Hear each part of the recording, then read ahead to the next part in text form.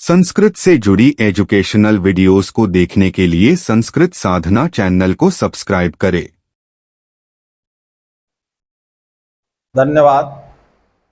आज मैं डॉक्टर अक्षयवरनाथ तिवारी पुनः हिंदी से संस्कृत में सामान्य वाक्यों का अनुवाद कैसे किया जाए, इसके संदर्भ में कुछ बातें करने चल रहा हूँ। सबसे पहले मंगलाचरण करना चाहिए। भगवान शिव समस्त विद्याओं के आचार्य हैं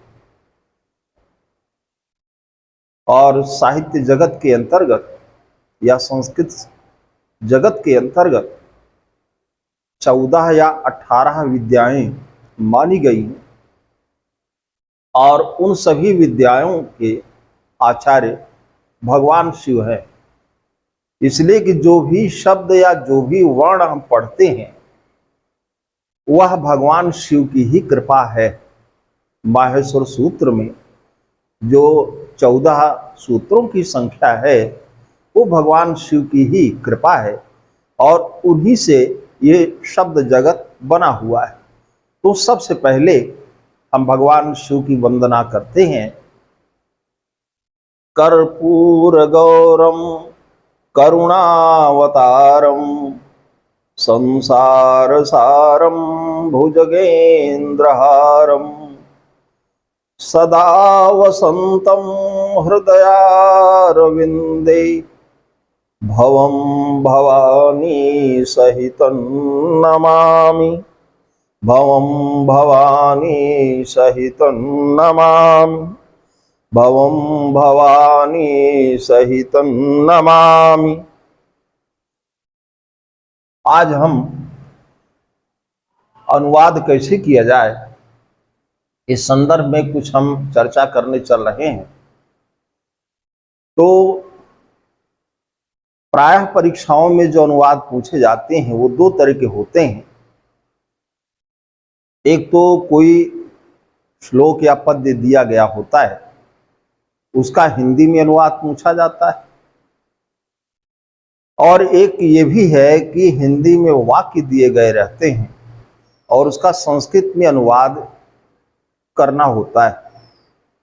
आज मैं सबसे पहले श्लोक का अनुवाद हिंदी में कैसे करें इसके संदर्भ में हम आज चर्चा करते हैं। एक श्लोक है और यह है पद्य या श्लोक ऐसा है जिससे सभी लोग परिचित हैं। ये बहुत समय से पढ़ा जा रहा है। हम इसीलिए उस श्लोक का चयन करके और आपके समक्ष अपनी बात करने चल रहे हैं। हम यह श्लोक लिख रहे हैं, ध्यान दीजिएगा।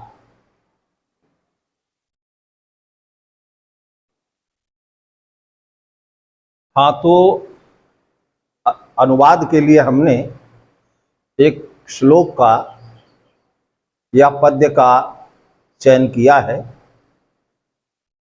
आप लोग भी प्रयास कीजिएगा कि इसे श्लोक ही कहिएगा। हमने बहुत विद्वानों को देखा है, या तो श्लोक कहते हैं या तो अश्लोक कहते हैं, लेकिन संस्कृत की सबसे बड़ी विशेषता यही है कि संस्कृते यथा लिख्यते तथैव पठ्यते तथैव च श्रूयते। संस्कृत में जैसा लिखा गया होता है उसी तरह से पढ़ा जाता है और उसी तरह से सुना भी जाता है। तो प्रत्येक वाचक को, वाचक माने पढ़ने वाला, तो प्रत्येक पढ़ने वाले को अपनी तरफ से अलग से किसी भी वर्ण को लगाने की आवश्यकता नहीं है। तो बोला क्या जाता है श्लोक, तालव्यशा। ध्यान दीजिएगा, मैं यहां लिख दे रहा हूं।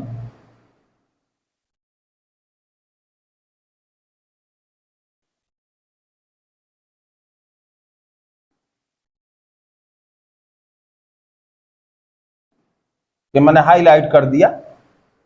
यहां हमने क्या लिखा है, श्लोक। आदत हमेशा अच्छी डालनी चाहिए, अन्यथा जो आदत पड़ जाती है उसी पर व्यक्ति चलने लगता है। यहां आधा तालव्यशा है, इसके पहले कोई वर्ण नहीं है, इसलिए हम इसको क्या पढ़ेंगे, श्लोक। ना इसके पहले ई लगाएंगे और ना इसके पहले आ लगाएंगे, इसलिए हम क्या पढ़ेंगे, श्लोक। फिर सुनिएगा, इसको क्या पढ़ेंगे, श्लोक। ये सबसे बड़ी भूल हो जाती है कि प्रारंभिक पाठशालाओं में, अर्थात जिस समय सब लोगों ने पढ़ना प्रारंभ किया प्राइमरी कक्षा में, कक्षा 1 में या कक्षा 2 में, बहुत पुरानी बात याद दिला रहा हूं, तो गुरुजी वहां पढ़ाते क्या है, वहां देखिएगा तो प्रारंभिक पाठशाला में अर्थात कक्षा 1 या 2 में जो पुस्तकें चलती हैं उसमें ऊपर लिखा होता है वर्णमाला, और फिर होता है स्वर।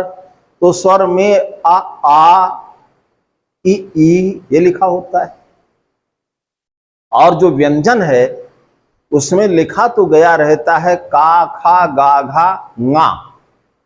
क्या लिखा होता है, का खा गा घा ङा, लेकिन वहां पढ़ाया क्या गया, का खा गा घा अंगा, चाछा जाझा इया, टाठा डाढ़ा आड़ा।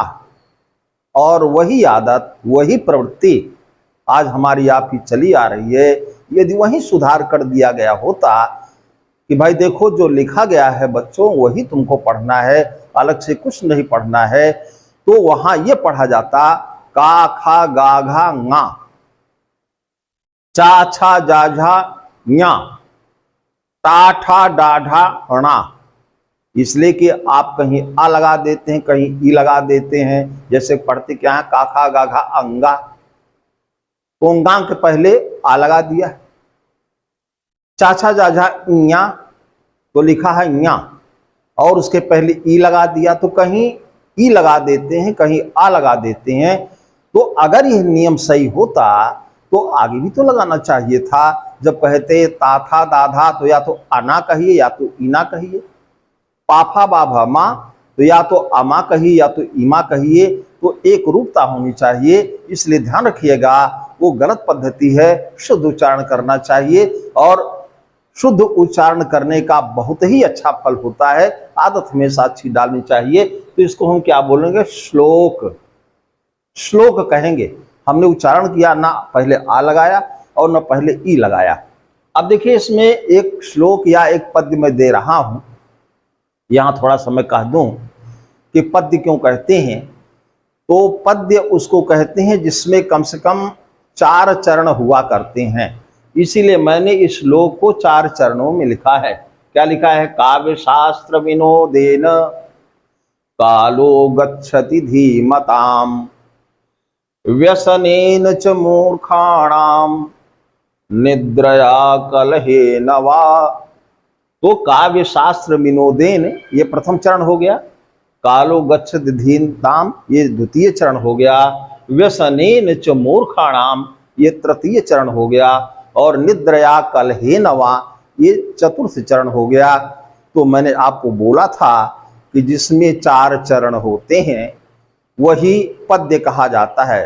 पद्यम चतुष्पदी या चतुष्पदी पद्यम, यह छंदः शास्त्र का नियम है। तो एक बार मैं ये श्लोक फिर से पढ़ दे रहा हूं, इसका अनुवाद कैसे किया जाएगा इसको हम बताएंगे। काव्य शास्त्र विनोदेन कालो गच्छति धीमताम, व्यसनेन च मूर्खाणाम निद्रया कलहेन वा, निद्रया कलहेन वा। दूसरी बात, एक और ध्यान रखिएगा कि जब भी हम खा लिखें, का खा खा, तो खा को कैसे लिखें, तो देखिए यहां पर हमने खा को मोड़ करके यहां मिलाया हुआ है, और यदि यहां पर नहीं मिलाएंगे तो इसको मूर्खाणाम भी पढ़ सकते हैं और मूर्वाणाम भी पढ़ सकते हैं। इसलिए आदत हमेशा अच्छी डालनी चाहिए। तो खा जब भी लिखिए ये यहां पर मिला दीजिए, एक एग्जाम्पल और बता रहा हूं, जैसे शब्द होता है तारवाह अर्थात वृक्ष। तरु शब्द है, तरु शब्द का अर्थ वृक्ष होता है ना, तो तरु शब्द का रूप चलेगा तरु, तरु तारवाह। और तारवाह भी पढ़ सकते हैं और उसको तखा भी पढ़ सकते हैं। क्यों? कि जो रा बीच में है उसको हमने आगे नहीं मिलाया, इसलिए उसको हम तखा भी पढ़ सकते हैं और तरवा भी पढ़ सकते हैं। इसलिए हमेशा आदत अच्छी डालनी चाहिए। इसलिए बार बार मैं फोकस कर रहा हूं कि उच्चारण पर विशेष ध्यान देना चाहिए। तो काव्य शास्त्र विनोदेन कालो गच्छति धीमताम व्यसनेन च मूर्खाणाम निद्रया कलहे नवा। अब इसमें विद्वानों का और मूर्खों का समय कैसे व्यतीत होता है इसको बताया गया है। तो सब तो अपने वश में है, चाहे विद्वान बन जाइए और चाहे मूर्ख बन जाइए, ये आपके हाथ में है। देखिए यहां पर तो हम कैसे करेंगे, शब्द है धीमताम कालः गच्छति। ध्यान दीजिएगा क्या लिखा है, धीमताम कालः गच्छति। तो शब्द है धीमान। धी माने क्या होता है, बुद्धि। तो धीमान माने बुद्धि से युक्त रहने वाला अर्थात बुद्धिमान।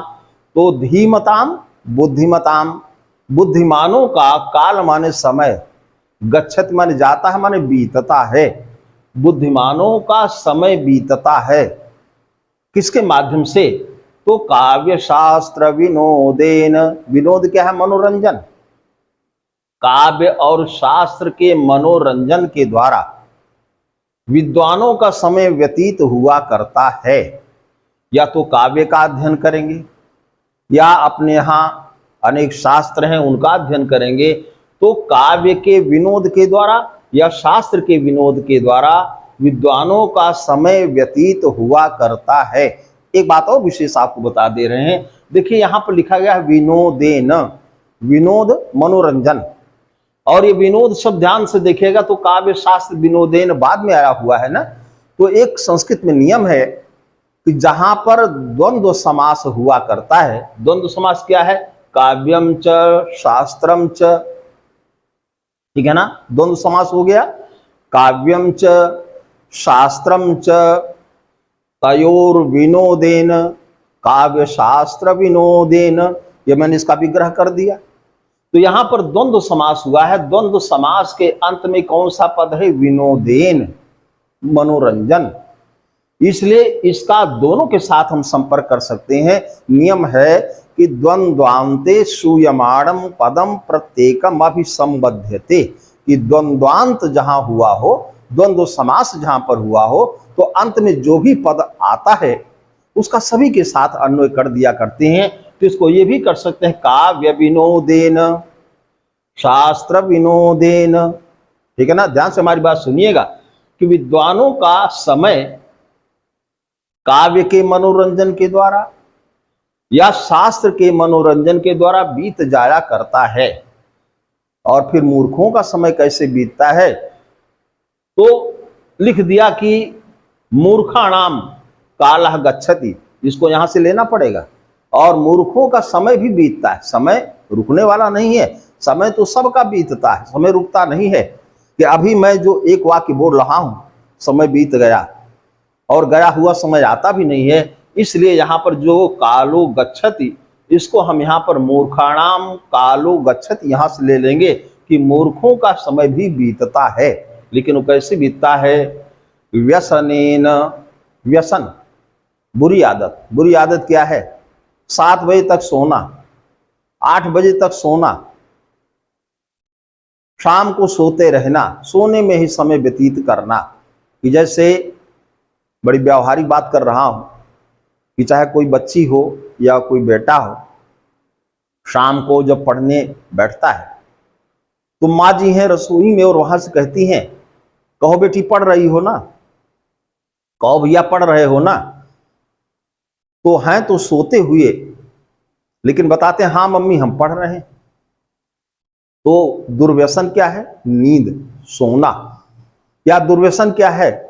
आजकल मोबाइल चल गया है, लोग मोटरसाइकिल भी चलाते हैं तो कंधे पर ऐसे रख लिया करते हैं, गाड़ी सामने जा रही है और देखते साइड में है, जो बेचारे बहुत आराम से चल रहे हैं उनसे टकरा जाते हैं। स्वयं नष्टः परान्नाशयति, स्वयं नष्ट होते हैं और दूसरों को भी नष्ट कर देते हैं, या स्वयं बच जाते हैं लेकिन दूसरे को तो ले ही डालते हैं। तो इस प्रकार से मूर्खों का समय कैसे बीतता है? व्यसनेन, बुरी आदतों में, मोबाइल चलाने में, ताश खेलने में, और निद्रया, निद्रा शब्द है ना, निद्रा शब्द का तृतीया विभक्ति ये वचन विरूप क्या बनता है? निद्रया, और तृतीया का चिन्ह है सेया के द्वारा, और फिर क्या? कलहे नवा, या तो झगड़ा के द्वारा, और संयोग से लड़का शब्द ही इसीलिए बना कि जो लड़के रहे वही लड़का है, या जो लड़के रहे वही लड़के हैं, जो लड़के रहे वही लड़की है। तो फिर से एक बार देखिएगा इसका सटीक अनुवाद बिल्कुल ठीक कैसे होगा। तो बुद्धिमानों का समय काव्य और शास्त्र के मनोरंजन में व्यतीत हुआ करता है, और मूर्खों का समय बुरी आदतों के द्वारा, निद्रा के द्वारा अथवा कलह के द्वारा बीत जाया करता है, चला जाया करता है। तो जैसा शब्द है वैसा यहां पर अनुवाद किया गया। अनुवाद का अर्थ ही होता है कि जिस भी भाषा में जो बात कही गई हो उसी प्रकार से दूसरी भाषा में उसको कर देना ही अनुवाद है। इसलिए यहां पर मैंने यहां इस पद्य का या इस श्लोक का अनुवाद आपको कर दिया। देखिए मैंने लिखा है, बुद्धिमानों का समय काव्य और शास्त्र के मनोरंजन में बीतता है, मूर्खों का समय दुर्व्यसन, निद्रा अथवा झगड़ा में बीतता है। यहां वा शब्द है ना, वा, ध्यान देगा संस्कृत में वा शब्द का दो अर्थ होता है। एक तो इसका अर्थ होता है विकल्प। विकल्प क्या है? कि जैसे पेपर आपको मिलता है तो वहां लिखा गया होता है कि प्रथम प्रश्न अनिवार्य है, और जब अनिवार्य है तो उसमें एक प्रश्न दे दिया और लिख दिया नीचे अथवा। अथवा ने इसके बाद, वा माने विकल्प में, कि आप चाहें तो ऊपर वाला करें चाहे तो नीचे वाला करें। और ये वा शब्द ये उपमा का भी सूचक है। जैसे उपमा अलंकार जहां होता है तो उपमा के चार अंग हैं, उपमान, उपमेय, साधारण धर्म और वाचक पद। तो वाचक पद में यथा, इव आदि शब्द आते हैं और उसी में वा शब्द भी आता है। एक बार फिर से देखिएगा, मैं पढ़ रहा हूं, काव्य शास्त्र विनोदेन कालो गच्छति धीमताम व्यसनेन च मूर्खाणाम निद्रया कलहे नवा, निद्रया कलहे नवा। इसका अनुवाद क्या है? बुद्धिमानों का समय काव्य और शास्त्र के मनोरंजन में बीतता है, मूर्खों का समय दुर्व्यसन, निद्रा अथवा झगड़ा में बीतता है।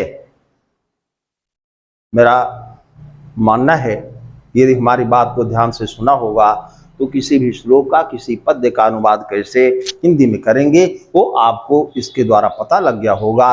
बस खाली कोई श्लोक रहे, कोई पद्य रहे, उसको ध्यान से 2 बार 3 बार पढ़िए, और उसमें कर्ता को पहले, कर्म को बीच में और क्रिया को बाद में लगाते हुए, कोई जल्दबाजी नहीं है, और ध्यान से पढ़ करके और उसका इस प्रकार से जब अन्वय मन में बना लीजिए तो फिर उसको अपने आप अनुवाद के रूप में आपको दिखाई पड़ने लगेगा, और वैसा कर दीजिए। धन्यवाद। अगर आपको ये वीडियो पसंद आया हो तो इसे लाइक, शेयर और कमेंट जरूर करें।